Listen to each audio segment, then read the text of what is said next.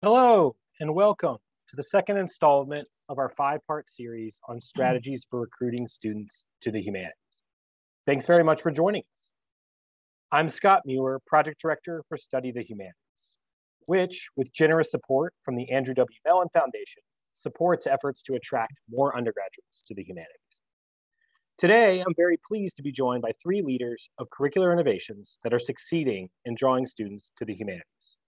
Edward Cohn, Associate Professor of Russian History and Co-Director of the Humanities and Action Initiative at Grinnell College. Irene Liu, Associate Professor of Philosophy and Project Director for the Ethics, Values, and Professional Life minor at Moyne College. And Judd, Ruggill, Professor and Head of the Public and Applied Humanities Department at the University of Arizona. We are proud to have Grinnell College, Moyne College, and the University of Arizona as NHA members. In our next two installments in this series, we'll explore strategies for cultivating a marketing mindset on July 15th and fostering humanities identity and community on July 29th, both at this hour. And sometime in the fall, we'll host a final webinar on how you can leverage the expertise and resources developed by scholarly societies to attract more undergraduates to the humanities. We hope to see you at those upcoming virtual events as well. Today, our focus is on strategies for developing new courses and curricula that appeal to a broader range of students. We plan to have plenty of time for discussion and questions from the audience following our panelists' presentations. Please submit questions by clicking on the Q&A button at the bottom of the screen. We'll be sharing some links through the chat, but please be sure to submit your questions via Q&A rather than the chat so that they don't get lost.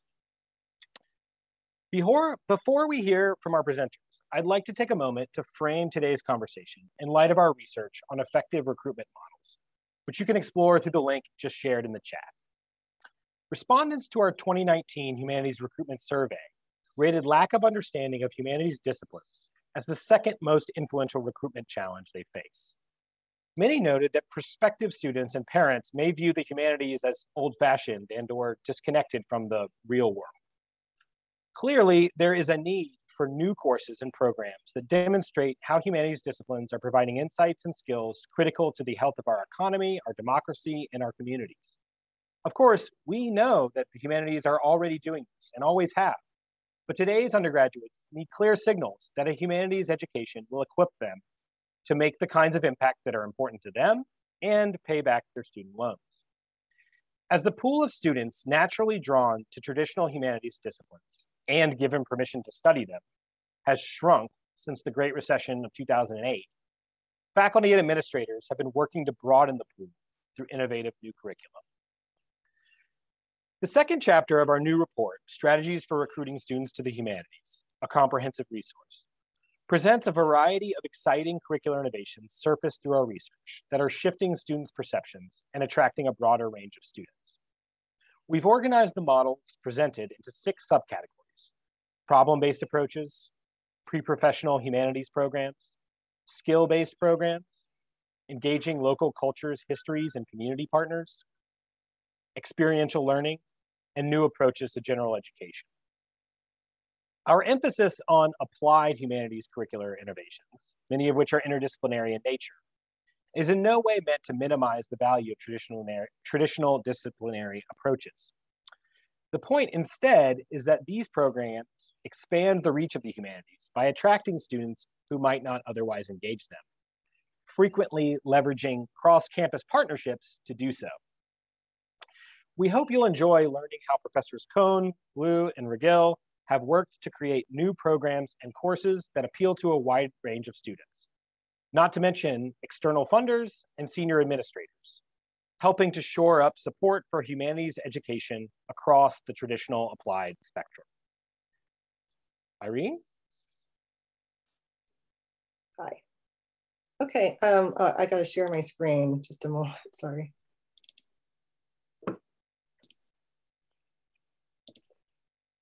Hi, so I'm Irene Liu, and I teach in the philosophy department at Moyne College. And today I'm going to be talking to you about a new minor that we established called Ethics, Values, and Professional Life. And it was sponsored by the National Endowment of the Humanities. We just completed the third and final year of the project. So what I'm going to do today is tell you a little bit about the context of the project, like how we came to it, the challenges we had. Then I'll tell you what we did, our activities, and then I'm going to end with the results. Okay. So the context is Moyne College. We're a small Jesuit college in Syracuse, New York. We have around 2,600 undergraduates, and they're spread over 3 schools at the college. So there is a College of the Arts and Sciences, a business school, and also a school of professional studies that has medical fields as well as education. Our most popular majors are pre-professional, so majors that are preparing students to go into careers. So that would be a lot of business majors such as marketing, accounting, business analytics. We have a lot of medical majors, nursing, physician's assistant studies are really popular, but also we have majors such as communications and biological sciences that are preparing students for professional life are very popular as well. Philosophy has never been popular as an actual major, but we have had traditionally a lot of minors in our department. The other thing that Moyne has is a quite robust core curriculum. The core curriculum has traditionally been based in humanities departments, so that would be philosophy, English, history, and religion. Although around a decade ago, the core curriculum changed and the humanities departments lost ground. So that ended up affecting the philosophy department in our enrollments. So just to make it more concrete, philosophy used to have 3.5 classes in the core curriculum. So about half of our students ended up with 4 philosophy classes in their general education requirement, which meant a lot of students went on to declare a philosophy minor. And the new core, philosophy only has 2 courses in the core. So we students that would have declared philosophy as minors before did not do that anymore. So our philosophy minor enrollments went down, which meant that our courses weren't filling, which made it more difficult to attract new majors and minors into our program. So we ended up with a problem of dwindling philosophy students. So whereas before I'd say we had maybe 40 or 50 philosophy minors at any given time, we went down to something like 12.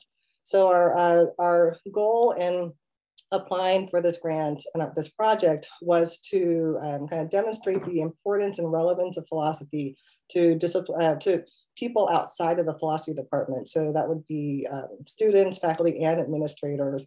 Given the mission and the culture of Moyne, we decided that the most effective way to do that was to focus on the promotion and enhancement of ethics education. So here are our activities.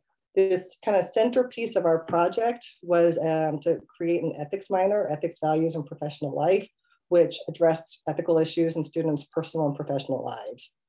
In doing that, it was an interdisciplinary project. So we worked with faculty and administrators from many different areas like computer science, political science, business, nursing, communications. And we had 2 strategies in building this minor. The first thing that we did was to try to kind of build on existing requirements. So we found that if students were already taking classes that were counting in the minor, they were more likely to declare the minor. So for example, communication, which is a popular major, already included a minor, communications ethics course. So we built that into our philosophy minor. So all of those students would be a step closer to declaring the minor. The other thing that we did is we designed courses in collaboration with faculty from other departments that could connect with students' majors and career interest. For example, and the other thing is we couldn't just design special philosophy ethics courses for every different major, like a business ethics and medical ethics and environmental ethics, because we just don't have the resources to offer all of those classes. So we were intentionally interdisciplinary in this course design. So an example would be the ethics of medical technology, which is a course that deals with ethical issues at the intersection of business, medicine, and technology. Another course that we developed was called Crisis Ethics, War, Pandemic, and Social Collapse. So ethical issues at the intersection of politics, social policy, and medicine. So those are just a couple of examples. We designed 7 courses total so far of the courses that we designed to reach out to students. So building an ethics minor was a way that we brought more students, try to bring more students into the philosophy department. The other thing we did, B, is extend ethics education beyond the philosophy department, right? So one of our goals was to get people across campus thinking about ethics and thinking about realizing the significance of ethics.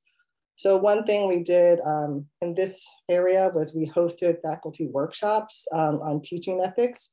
So we wanted other faculty and other departments to know what we were doing in our ethics courses and our moral philosophy courses. So that one part was educational.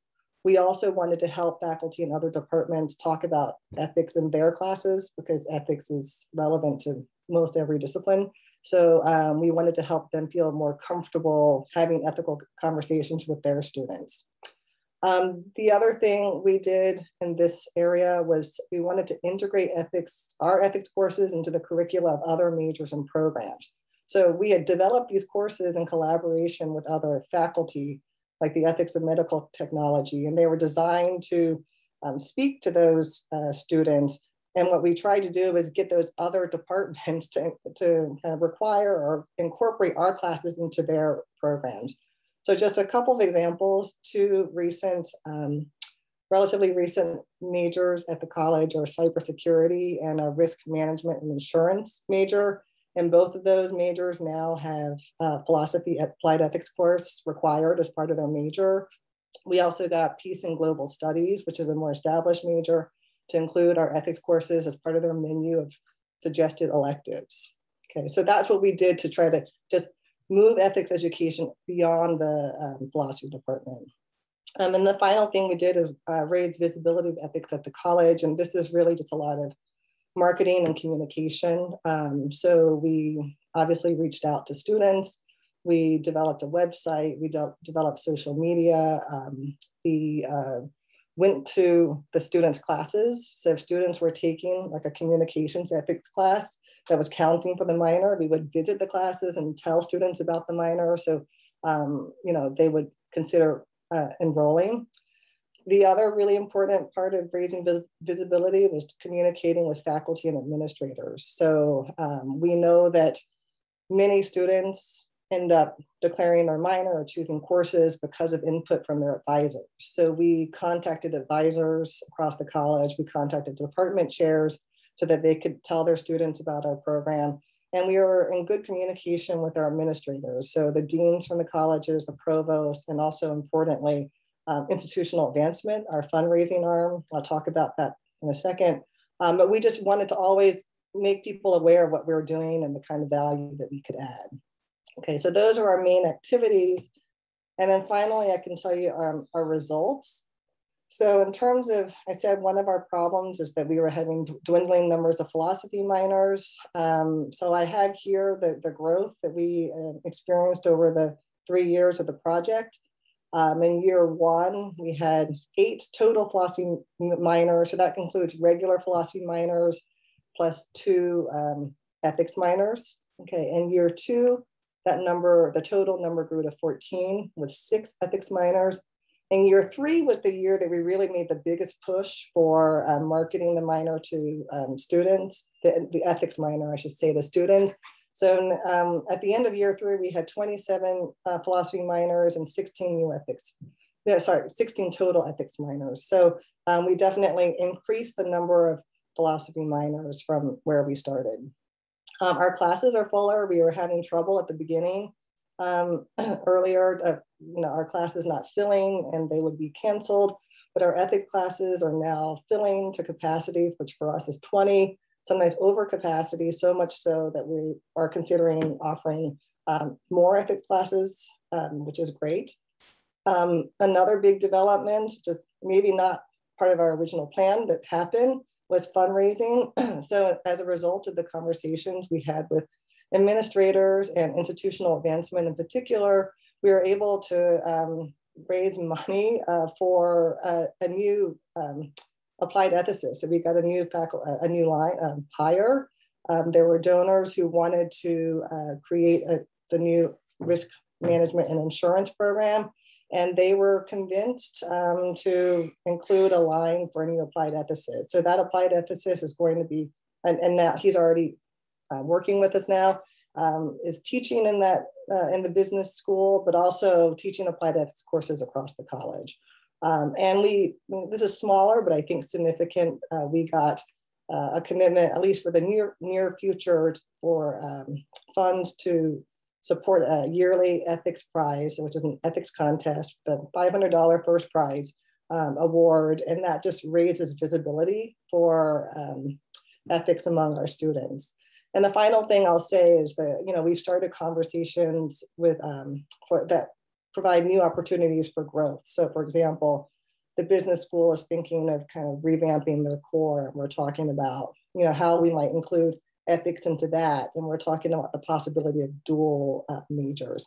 So all in all, I think we've been quite successful in kind of reversing the trend of the dwindling philosophy students, and we're optimistic moving forward.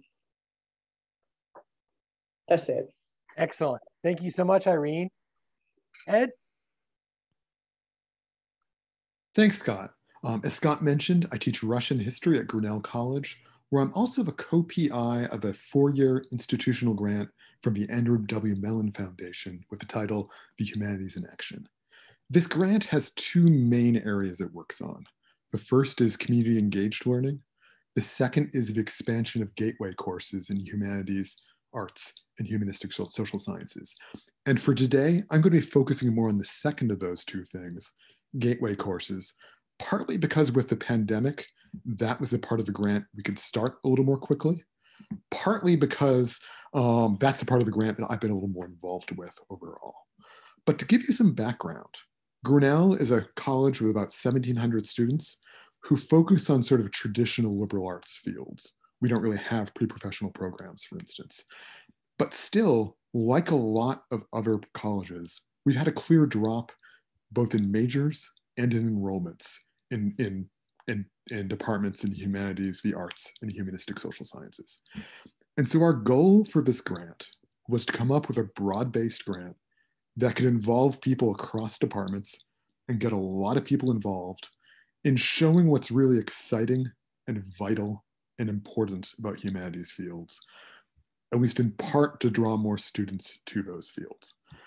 That was a bit of a challenge since, as you can imagine, everyone on campus had a different theory of what the source of the issue was, and there were lots of different solutions being proposed.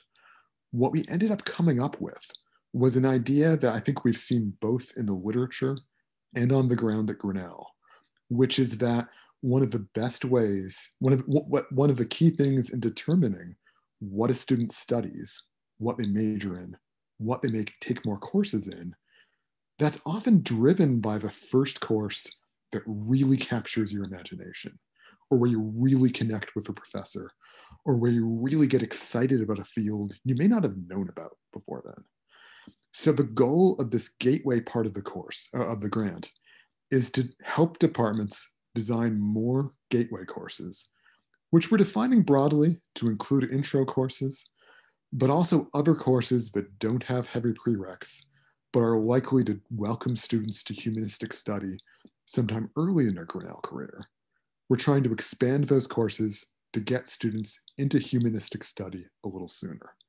This builds, you may know the book, How College Works by Daniel Chambliss and Christopher Takach. They talk about this phenomenon of, the first course that really grabs you playing a big role. At Grinnell, science departments have been putting a lot of emphasis on this for a long time. And I think that's true more broadly. We really wanted to encourage discussions and innovation in humanistic fields around these ideas. So we're now in year 2 of the grant. And it's been a little slower with the pandemic, but I think we're already seeing some pretty exciting results. And I'll give you some examples. For instance, our philosophy department is going to continue to teach its traditional intro course, which is kind of a chronological approach to the history of philosophy. But they've added a second intro course called Philosophy for Life, which they describe as a practically oriented alternative to a traditional intro to philosophy, One that, parts of it are based around contemporary political and ethical issues.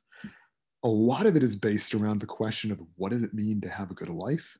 And it doesn't arrange things chronologically, but brings together, a lot of the same sources they might have read otherwise, with an effort to diversify the source base from different traditions, and again, to connect it to the present day and to the big humanistic question of what it means to lead a good life. An English professor has designed a new course called Shakespeare Behind Bars, which is an alternative to the traditional intro courses in English, and will also get you into the more advanced courses. This course, as the name suggests, looks a lot at prison life. So it begins by looking at the theme of freedom and imprisonment in Shakespeare, before looking at what did freedom mean, how are prisons portrayed, those kinds of questions, before expanding to look at the question of prison Shakespeare programs and looking at the power that's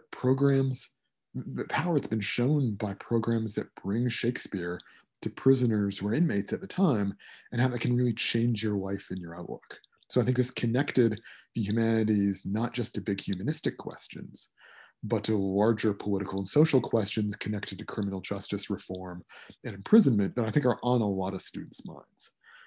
We've started modernizing and updating our traditional Humanities 101 course on the ancient Greek world, working to decolonize and diversify the material, to connect it sometimes to questions in the present day, as well as at different times, I think, to find new ways to bring in foreign language content, to show people how exciting it can be to study ancient Greek, even in the midst of a course that's taught in English.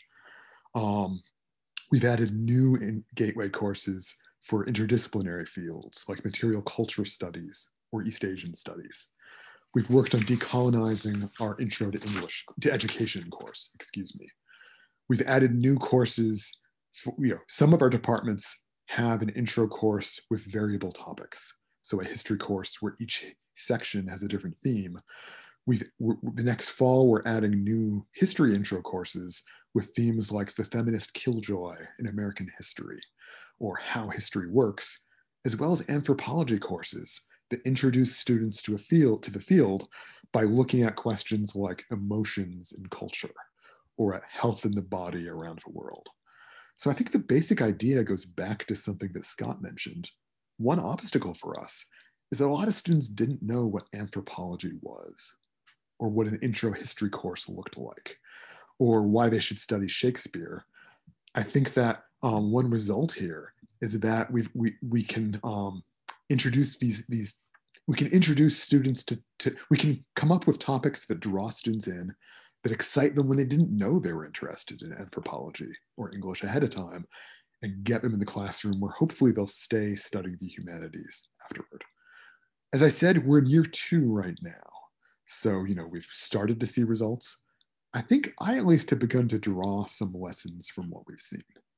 A first one would be that I think aiming for first years and new students can be really important.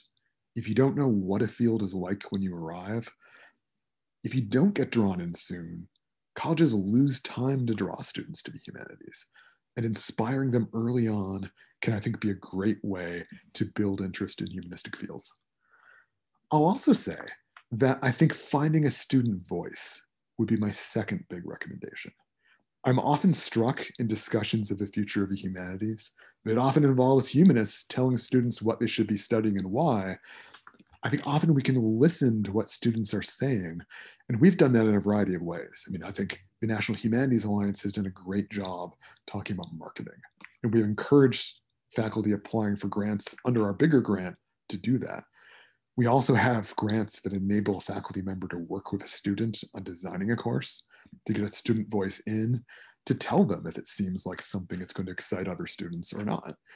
And I think we've encouraged people to work with institutional research, just to do some qualitative work on what does excite students and which ideas are most likely to draw students in early on.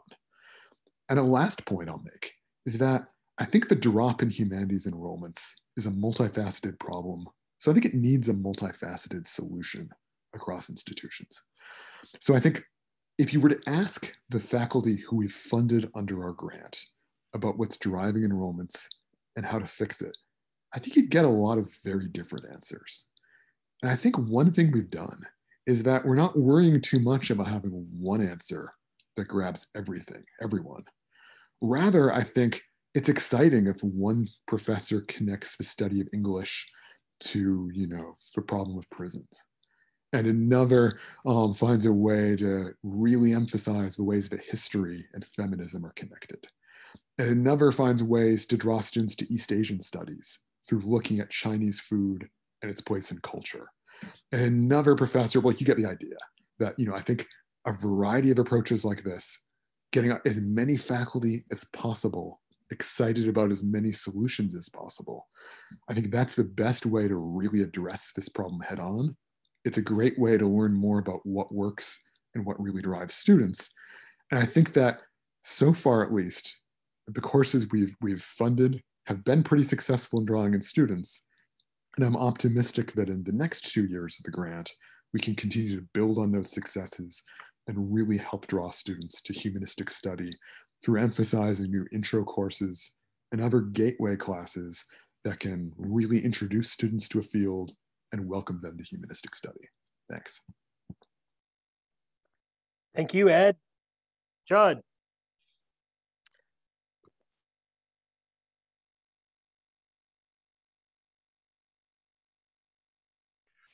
Trust you can all see my first slide. Great. I want to thank you all for being here, and thank Irene and Ed for sharing really, really interesting stuff. I was super captivated, Ed, in particular, when you had mentioned the idea of the multifaceted solutions, because I think that, and there's not a one size fit all. Any entree into things is productive, which is great. So I'm going to talk about the Bachelor of Arts in Applied Humanities today, which is the undergraduate degree of the Department of Public and Applied Humanities. The department is located in the College of Humanities at the University of Arizona and launched in 2017. Its purpose is to translate the personal enrichment of humanities study into public enrichment and the direct and tangible improvement to the human condition. Oh, don't seem to be, there we go. The BA in Applied Humanities is structured around inter-college partnerships, where the curriculum is delivered by the department in conjunction with collaborating colleges. There are 6 emphases in the BA, each with their own curricular partner. The core courses are taught by the Department of Public and Applied Humanities, and the emphasis courses are taught by the appropriate partner college on campus. The Eller College of Management, for example, houses the courses for the business administration emphasis, while the College of Architecture, Planning, and Landscape Architecture offers the courses in the spatial organization and design thinking emphasis. This arrangement provides students with professional training taught by domain experts, training through which they can deploy their developing knowledge of and orientation to improving the human condition. We further try to attend to the implications and importance of professional training with a segment of the core focused on developing career readiness. From a pre-internship course, which introduces students to a working life with which many of them are unacquainted, and yet in which all of them will participate, to a professional internship homed anywhere in the world and in any job sector of interest, to a senior capstone that conveys the importance of regular and skillful reflection to an engaged, satisfying, and meaningful work life.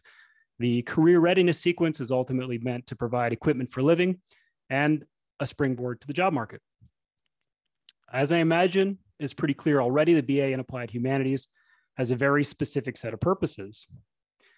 The first is to return the humanities to the center of the university. That is, to make the cognitive, creative, international, interpersonal, and intercultural intelligences taught in the humanities function as core components of the university experience and the professional life that experience now has to promise as a key deliverable of the modern neoliberal university. The second purpose is to find ways to serve students for whom the extant degree structures at the university aren't a good fit, either intellectually, culturally, or experientially. Moreover, we get to create transdisciplinary spaces by design, as every core course has students from all of the emphases, and thus the students are always working in diverse teams throughout their time at the university.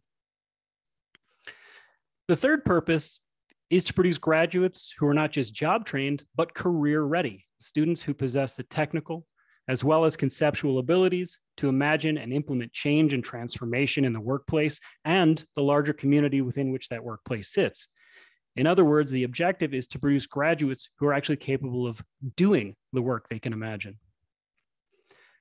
And the fourth purpose is to thrive in a resource-challenged environment. At this point, the University of Arizona receives only about 13% of its $2.2 billion budget from the state. And that support level is going to continue its long and precipitous decline. Collaboration enables the pursuit of new initiatives while mitigating increases in overhead.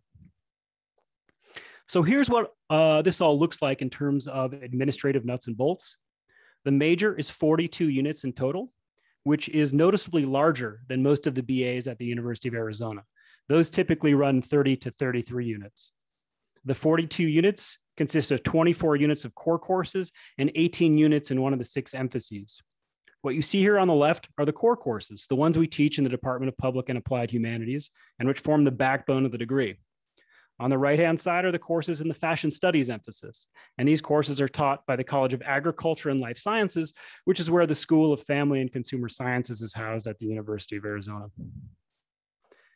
As far as the career readiness component of the degree is concerned, here's a snip from our website showing some recent student internships. A couple of things to note. First, these are our students from different emphases in the BA. Taylor is Fashion Studies, Cameron and Nick are Spatial Organization and Design Thinking, Xavier and Fahed are Business Administration, and Monica is Public Health. Second, the internship sites are all over the map. Fahed's was in Dubai, Taylor's was in Washington, DC, Xavier's was in Torrance, California, and Monica's was in Phoenix, Arizona. Finally, as a reminder, these are all humanities majors. These are the folks who in the popular imagination are supposed, these are the folks who in the popular imagination are supposed to be unemployable upon graduation, whose undergraduate training and resultant degree are essentially worthless because they don't directly connect in a tangible way to a specific profession. That's not been our experience. On the contrary, we have students interning in and then being hired by physical therapy offices, technology incubators, engineering firms, social media influencers, design companies, public health offices. We even have students starting their own successful small businesses. If anything, our humanities students are proving to be highly employable in just about any profession they choose. Here's a graph from the university's analytics engine showing the year-over-year enrollment totals from the first semester the degree was offered, which was fall 2018, to the most recent semester with complete data, which is fall 2020. The analytics engine is still processing the spring 2021 data. This is the census count from the end of the semester. So in fall 2018, you can see that while the degree started with no majors, as you would expect with a new degree, there were 15 majors enrolled by the time the semester ended. A year later, there were 86 majors by the end of the semester census. And this past fall, there were 147 majors enrolled at the same census point. Obviously, we've begun graduating students each semester, so these numbers represent ebb as well as flow. It's a 3-year delta of 880%. Future plans include adding additional emphases and thus additional college partners, launching in the online space, which actually happens this fall, and we have students enrolled already, and continuing to build our community partner and consulting advisor networks. I don't have the data for the fall enrollments yet, as those have to percolate through the analytics engine and are dependent on all manner of things, such as paid tuition, which, as I'm sure you know, often doesn't come in until right before school starts, and sometimes even after. But our academic advisor is in the midst of doing summer orientations, and she said we'll probably be looking at somewhere between 170 to 200 total majors as of the fall census. So the growth trajectory I noted in the previous slide looks to continue. All right, thanks everyone. All right, thanks so much, Judd.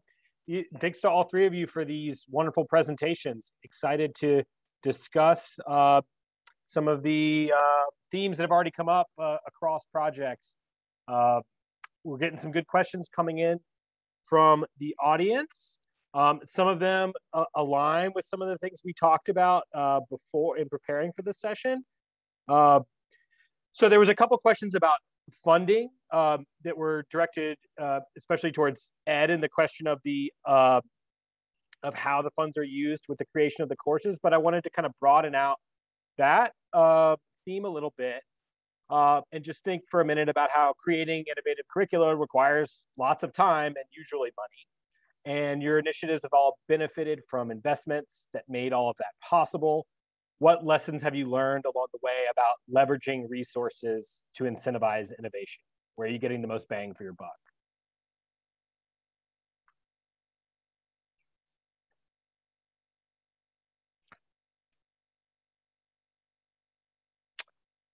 Ed, would you like to start off and maybe taking that specific question with it?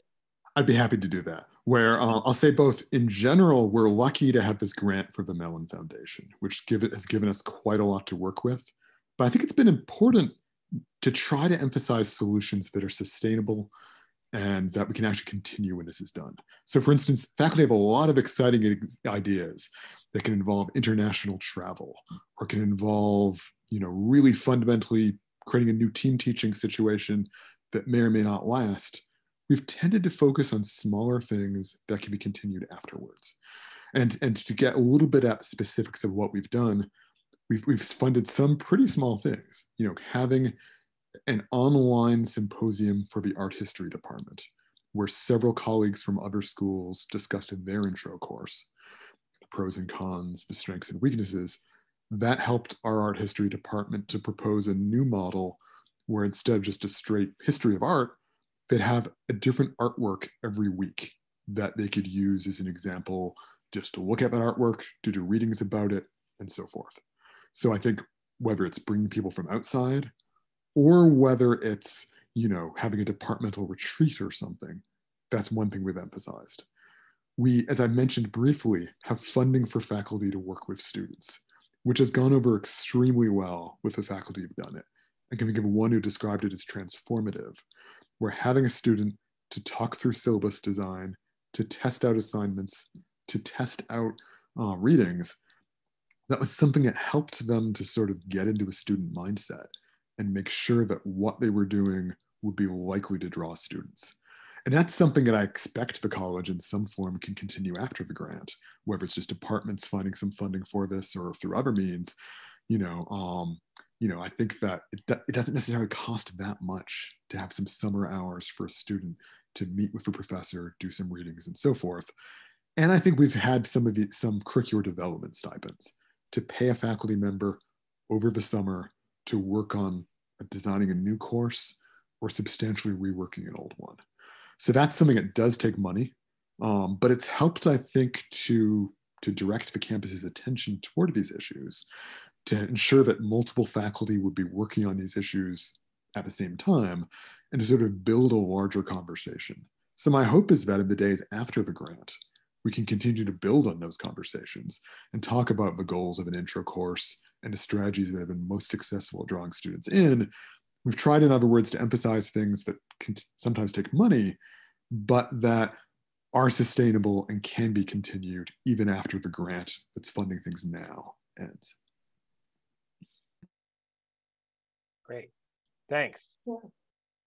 I can add on to what Ed says, because we just finished our grant, so that the money is done.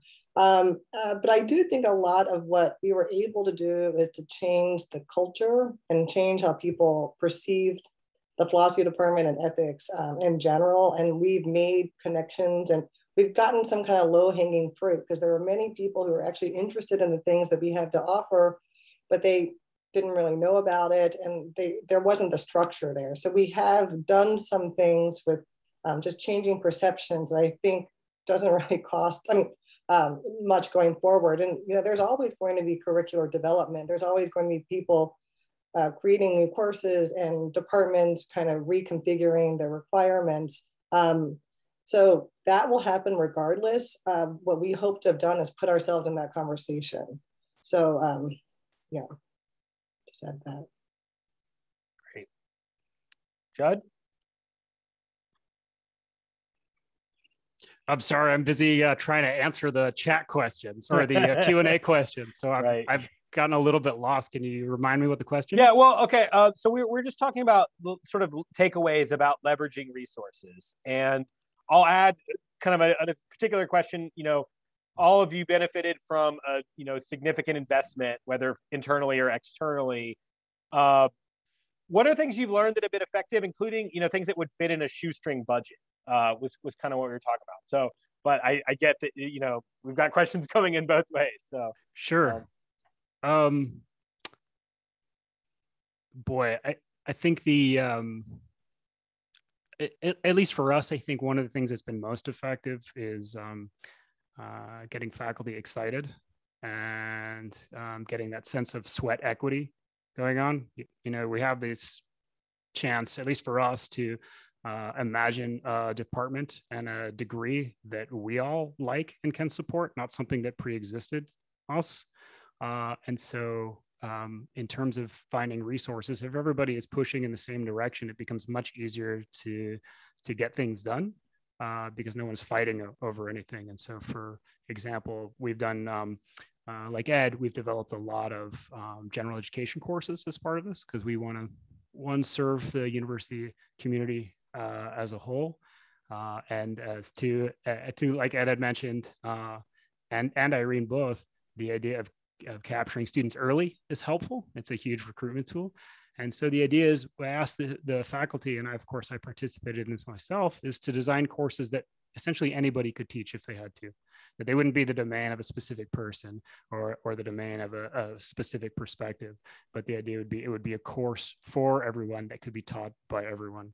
And that's been real helpful, I think, because it's gotten the faculty think about each other and do some caretaking, which is the idea of saying, like, yeah, I want to make sure that my colleagues can teach this as well, and that they would do the same for me. And so I think that's been really helpful in terms of things you can do with no money. Does that help? Absolutely. Cheers. So we can kind of continue to think about the funding questions because there were some more that came in on that. But let's also think about collaboration. So I wanted to field a question from Justine Pass that she says, all of the work appears to center and pivot on collaboration across humanities and especially non-humanities disciplines. What are some examples of resistance you've encountered in reaching out to colleagues inside and outside of the humanities? How did you overcome resistance? And any examples of when you weren't able to do so and maybe how you handled that?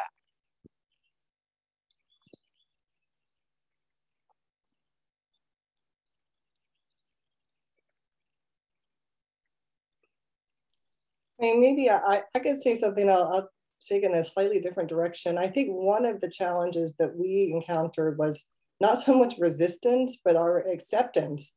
So a lot of faculty outside of the philosophy department already think that they're already on board. And especially with something like ethics, they think, oh, we already do that because it's just about being a good person.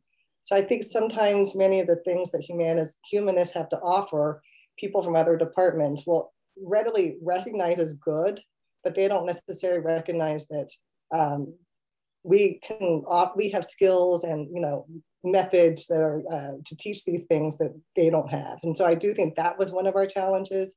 I think that for us, it was really having conversations and actually coming up with concrete courses that directly answer to some of the issues in their particular disciplines. So that was something that worked for us. But I would say, yeah, we weren't really encountering resistance, but really an embrace that was not as helpful at certain times. Thanks, Irene. Judd, I was wondering if you could kind of speak to this issue from two sides.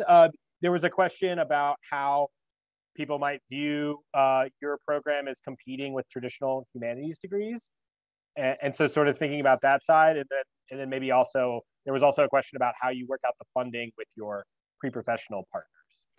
Sure, I actually responded to the first one in the Q&A, okay. Which is, these are incredibly diverse populations. The student who's interested in, say, majoring in English, not really going to be interested in applied humanities with a business administration emphasis. Same with like the student in philosophy, not really going to be looking towards applied humanities with a fashion studies emphasis. Usually there might be some, but there's no double major penalty at the University of Arizona with the budget.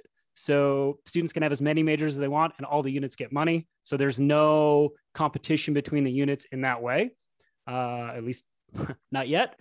Who know, we're undergoing a kind of a budget reimagining at the university. And so that may change that. But for now, there's no reason for students other than, lack of interest to not double major, triple major, or whatever.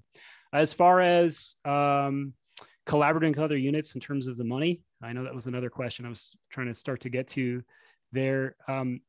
We have a responsibility-centered management budget model. And so we know what the student credit hour is, down to the student credit hour, how much it's worth, less taxes, et cetera. Plus we know what the major monies folks get. And so it's really easy to start to chop that up in terms of partners, where you say you get the student credit hour money for your courses. We'll take the major money to help us administer the degree. And then for any course that we teach, we'll get the student credit hour money. And so folks are usually pretty happy with that because they end up getting more students that they don't have to manage, students that they wouldn't otherwise normally get. Is that helpful? Absolutely. Ed, you want to offer anything on this? I know your situation's a little different, but Sure. Collaboration. Yeah, I'd say in terms of getting faculty involved, I can't say there's been resistance. To the extent there have been issues, I'd say two things. One is faculty are really busy, and it could be hard if you have a whole bunch of goals to get people to turn around and suddenly be involved in a new initiative. I think at times, especially early on, at least some faculty had a reaction of, is this a sign that you think there's something wrong with what the humanities are doing? And there could be, I don't want to say defensiveness necessarily, but questions about exactly what the motivations were. And in part, to build on comments others have made, one goal is just to build a sense of enthusiasm. That money helps early on, of course, but and that can help people if they have 4 things they want to do to pick which one of those 4 they want to work on now. But at the same time, I think the goal is just to build a sense of enthusiasm, to build a sense of community, and to get as many people involved in these conversations and bouncing ideas off each other as possible. And I think once that got going, I think it was easier for people to get involved. Great. So looking through our other questions, there was a question that I love about, it was directed towards Ed and what you said about student voices. And it was kind of how do you incorporate student perceptions into shaping something that is going to be appealing for students? How do you involve them in that process, as you talked about? So the question was, what are some ways beyond consulting institutional effectiveness to include student opinion and voice? So I'm just, would put that question to all 3 of you, if you like. Maybe Ed, you could start us off. But in terms of how you've been able to incorporate listening to students and what they're seeking in crafting your programs. So for one thing, as I mentioned, just hiring students to play a role in the course development process, that alone leads to results. And I want to emphasize, of course, that there could be dangers in having 1 student or 2 students working for a professor be seen as representing the full student voice for a variety of reasons. But I think it's a step in the right direction. It encourages faculty to talk to students more broadly. I know I have hired 2 students for the summer, and even talking to a variety of students as I was hiring those students, got different ideas going in my head. It got you thinking in sort of a marketing mindset. That helps, I think. I'll also say we've encouraged faculty to talk to alumni, to talk to current students. At Grinnell, every department has an SEPC, which I believe is Student Educational Policy Committee, which has a role in faculty reviews and hires, but also is supposed to be a faculty voice more broadly. Just finding any opportunity to talk to students about what they want and need in their education, I think can focus people's attention in ways that are really useful when your goal is to try to attract more students to your classroom. Great, thanks. Irene or Judd, you want to take that one up? Well, one thing we did, I'm just on the theme of paying students. We have actually because we have a business school and we have a lot of marketing students. So we actually hired them. They have their own student marketing firm, and we hired them to do surveys of students and also to create a marketing campaign, which we used. But so that was, so not every institution is going to have that, but I do think that was really important for us. It gave us a lot of information, maybe not necessarily for example, we learned that students really wanted minors, that the fewer courses to take to get them, the better. So you would expect that. Maybe it's not something that we really love to hear. But we also surveyed our students pretty regularly with Google Forms. So that's, very easy. And, you don't always get great response rates. So you don't want to make all your decisions based on what you get there, but we've been able to keep in touch with students in that way. Great.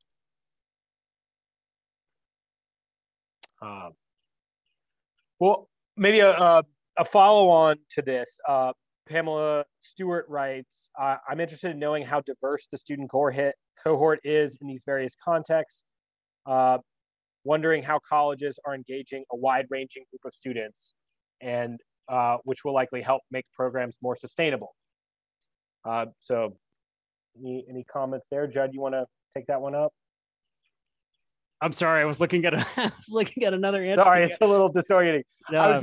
It was basically a follow-up question about diversity and how attracting a diverse cohort of students to these programs, sort of your experience with that. And Pamela raises the point that is going to help make them more sustainable if you can do that successfully. Yeah.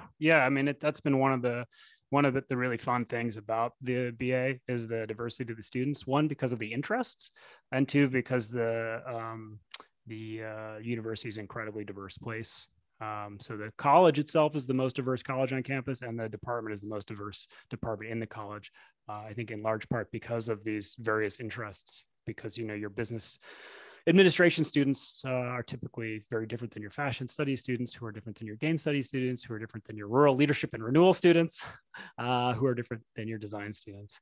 And I think that's been part of the fun, and that's what sustains the students as well, because every class they're working in these transdisciplinary teams, and so they're learning and thinking not just from us but from their near peers about the material that they're covering, about the outreach they're doing, the interventions they're designing, and so forth. So it ends up we have to do very little work there because the students are doing it themselves. They're excited.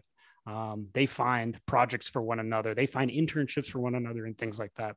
So I don't know if that quite answers your question, but in large part, getting the students, I mean, it sounds weird to get them to say that they're shouldering some of the burden, but that's in fact what's happening, is their excitement is contagious, and they find interesting groups of people that they would never connect with. Plus, they're getting sort of more mainstream work in the emphasis. The folks over in business administration are taking 18 units over, they're basically taking 6 classes over in the business school. So they get exposed to that culture over there. Same with the folks in rural leadership and renewal. They're over in the ag college for 18 units. And so they're getting kind of the best of both worlds. So it's a new experience for them, and they get to bring that expertise to the classroom. Great. And Ed or Irene, you got any comments on this question? I'll say quickly, we don't yet have enough data to know quantitatively how successful this approach has been. But I think there's a lot of evidence out there that students from a variety of backgrounds really value courses whose relevance is clear, that are connected to social issues and so forth. I think there's a lot of evidence that's true in the sciences, that women and members of underrepresented groups are more likely to gravitate toward a field if they get the connection to society more broadly. I think that a lot of the approaches we have used so far at Grinnell anecdotally are working to attract a diverse array of students. And it makes sense, if that's true, that given the approach of emphasizing connections to big issues and to showing why the humanities matter, it makes sense that would have that effect. So we're eager to learn more, but the early signs are good. Great. So there were some good questions directed to individuals about marketing. And we've already touched on that a little bit. That's also going to be the focus of our next webinar. And so I'm curious what you have learned about how to promote the opportunities available through your programs effectively to students. We already talked about the kind of elevating student voices and including their input. But can you talk about how the content of your curricula provide new opportunities for convincing students of the value of the humanities? So sort of along this theme that Ed was just talking about. How are you making that case to them in terms of how, the actual mechanisms of delivering that message, that the courses in this program delve into issues that are important to you, that you care about.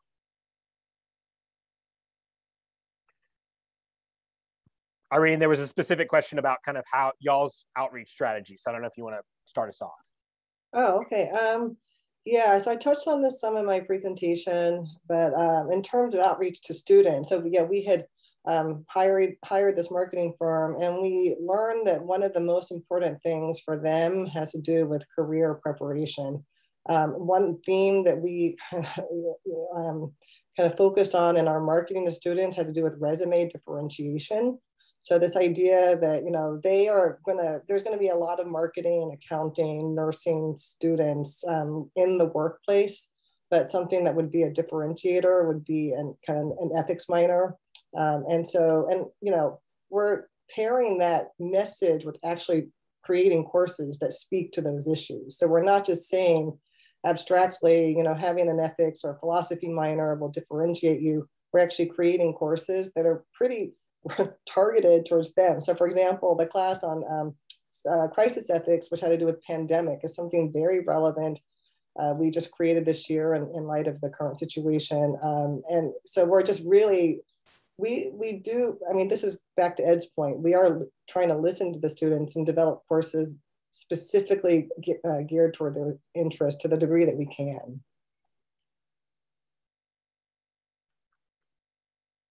And you kind of already addressed this, Judd. Did you want to add anything about kind of how you promoted your program? Sure, just through collaboration with our partner colleges. I'm kind of responding to some questions on that too. Basically, because we share, we essentially split. I hate to use the term revenue, but that's the term. Because we split the money, the tuition money that comes in, they have a stake in it. Our partner colleges are super excited to get more students, and so it's not an issue there. Rather, it's they see this as a chance to get students that that wouldn't be a good fit for their units, or that haven't been a good fit for their units, and yet they can still then serve those students. So intellectually and ideologically, it makes sense, and then also financially for them. These are students that they wouldn't have in their classes anyway. Now they have them. So it's pretty easy to do that split at the university, simply because everybody has a kind of a financial stake in the partnership. Great. So in closing, I wanted to ask a question from Susan Ferrari. She says, I'm curious about the extent to which all of these efforts have been contagious on your home campuses. Are gateway courses at Grinnell having an effect upon upper level curriculum? Has the success of Moyne's philosophy department encouraged other departments to try similar innovations? Has the public humanities program in Arizona affected how regular departments think about their curricula? Don't have to answer those specific questions, but just kind of what you see as the more intangible, broader impacts of the work that you're doing.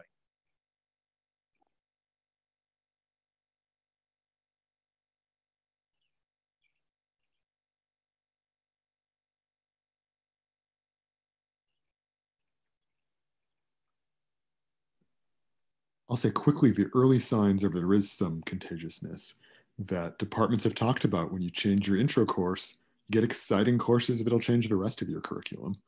I think that as departments see the exciting things other departments are doing, they want to do stuff too. And I think that, again, the early signs are that a change, I think often curricular change moves up. So if the intro courses start to change, other curricula will as well. And I think once you can get sort of an environment of people being excited about different curricular innovations, it'll just build.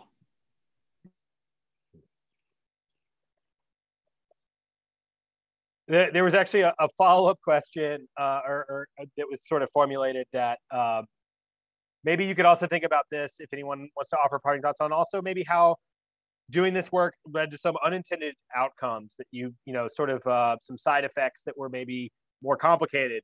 You know, any sort of things that came out of this work that you sort of had to navigate that was maybe something that you didn't anticipate.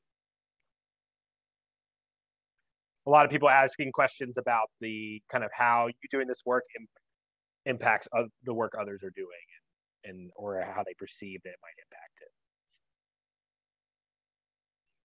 Irene? Well, I mean, I can say I don't know yet because we haven't been doing this long enough, but one thing we are mindful of in the philosophy department is that we don't want it to become an ethics department, right? The ethics component is really important and we believe in this, but we also think other areas of philosophy are important. So that's something we're going to have to be very mindful of moving forward. Now, one thing that is good is I think we're bringing in new students into the philosophy minor, the general philosophy minor as well. And I do think part of that is the new courses we developed. So we're bringing in, they're not, even though they're ethics courses, we're also getting normal, you know, students who are just normally interested in philosophy in those courses as well. So we hope that that could just attract philosophy students more generally.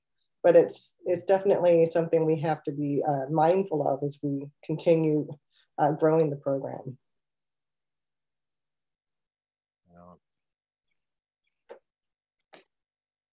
Judd, any closing thoughts on this question? No, I'm so sorry. Again, I'm just responding to these. So there's No just worries. a lot of there's so much good stuff, and I'm sure Irene and Ed are just being buried as well. I mean, there's just such a phenomenal list of questions being answered by folks. It's really exciting. Yeah, no, that's a perfect segue actually to we are happy to help get these questions answered. It's pretty difficult for our presenters to both present and talk and answer all these questions that are coming in. So please feel free to email me at smuir@nhalliance.org. And I can help play connecting. Feel free to reach out to these folks. We're happy to help get your questions answered in the aftermath. So I'll also mention that there were some questions about connecting these curricular innovations to specific job opportunities for students.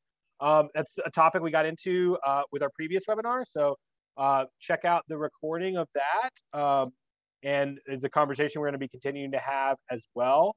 But in closing, I just want to say a huge thanks to our three presenters. Fantastic presentations, but more importantly, just incredible work you were each doing to forward the humanities on your campuses, to build partnerships, to sustain exciting new curricula. So thanks very much to all three of you for sharing about that with everyone today. And thanks to all of you for being here. Bye, everyone.